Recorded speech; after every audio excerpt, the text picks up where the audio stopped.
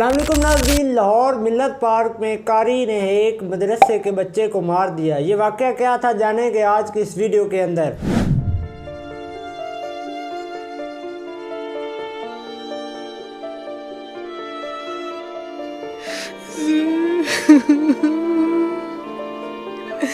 मेरा बेटा मैंने जिंदा भेजा था। उसको देखा, उसने कहा उसके पीछे बॉडी के पीछे उसके नील के निशान, नील पड़े हुए थे और नील पड़े हुए थे उसको, तो वो तशद्दुद हुआ था उसमें। ये वाक़या कुछ इस तरह है कि मोहम्मद अनस और उसका छोटा भाई दोनों लाहौर के एक मदरसे में कुरान हिफ्ज़ कर रहे थे। मोहम्मद अनस ने एक दिन पहले मदरसे से छुट्टी की, लेकिन जब वो अगले दिन मदरसे गया तो कारी साहब ने उसके ऊपर वाहियाना तशद्दुद किया। उसके छोटे भाई को भी मारा, लेकिन मोहम्मद अनस को इतना ज़्यादा मारा कि वो बेहोश हो गया। उसके बाद उसने क्या किया, कारी साहब ने उसके दोनों टांगें बांधी, दोनों हाथ बांधे और फिर उसको पीटता रहा मुसलसल, और उसको फिर कमरे के अंदर ले गया। कमरे में 10 से 15 मिनट उसे पीटता रहा, और जब इंटरव्यू में उसको छोटे भाई से पूछा तो उसने कहा 10 से 15 मिनट उसके बाद रोने की आवाज़ आती रही। कारी साहब ने अपना कमरा बंद कर लिया। लड़कों ने उसे बचाने की कोशिश की लेकिन ना बचा सके। उसके बाद क्या हुआ, जब वो लड़का बेहोश हो गया तो कारी साहब को अब होश आया कि इसके साथ कुछ हो ना गया हो। तो उसने सोचा शायद इसे कोई मुर्गी का दौरा पड़ा हो, अभी हम इसको सही कर लेते हैं। तो उसने क्या किया, उसके बाप को फ़ोन किया जो दुबई में काम करता था। तो उसने बताया कि इस तरह मैंने उसे कोई 2-4 चपेड़ें लगाई हैं और वो इस तरह बेहोश हो गया, कोई मसला नहीं, ठीक हो जाएगा, जब ठीक हो जाएगा तो मैं आपको बता दूंगा। तो उसके बाप ने कहा चलो ठीक है, मुझे आप ना कॉल करके बता देना।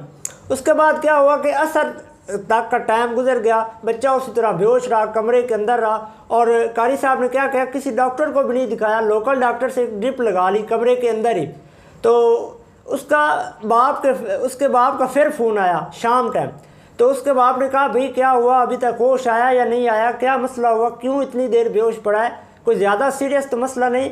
तो कारी ने फिर टाल मटोल दिए कि नहीं मसला कोई नहीं, ठीक हो जाएगा, अभी कोई मसला नहीं।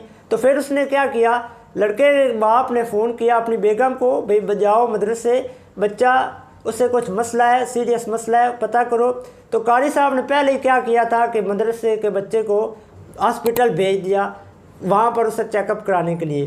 तो क्या हुआ कि बेगम वहाँ पर पहुँची, उसे सारा वाक़या जब पता चला तो उसने कारी के ऊपर एक FIR दर्ज कर दी 324। उसके बाद क्या हुआ कि जब वो बच्चे को हॉस्पिटल लेकर गए तो वहाँ पर डॉक्टरों ने कहा ये तो 99% ख़त्म हो चुका है, इसकी पसलियाँ जो वो डॉक्टर साहब बता रहे हैं 6, 7, 8 वो टूट चुकी हैं। वालदा को बताया कि अगर ये बच्चा सुबह हमारे पास आ जाता तो शायद इसके बचने को कोई इम्कान थे, कोई चांस थे, लेकिन अब तो ये बच्चा 99% ख़त्म हो चुका है। उसके बाद उसके वालिद ने कहा जब मेरा कज़न इसको गुस्ल दे रहा था तो उसने इसकी कमर के ऊपर डंडों के निशान देखे तो वो हैरान हो गया, इतना ज़्यादा तशद्दुद कोई इंसान किसी पर किस तरह कर सकता है, ये कैसे मुमकिन हो सकता है।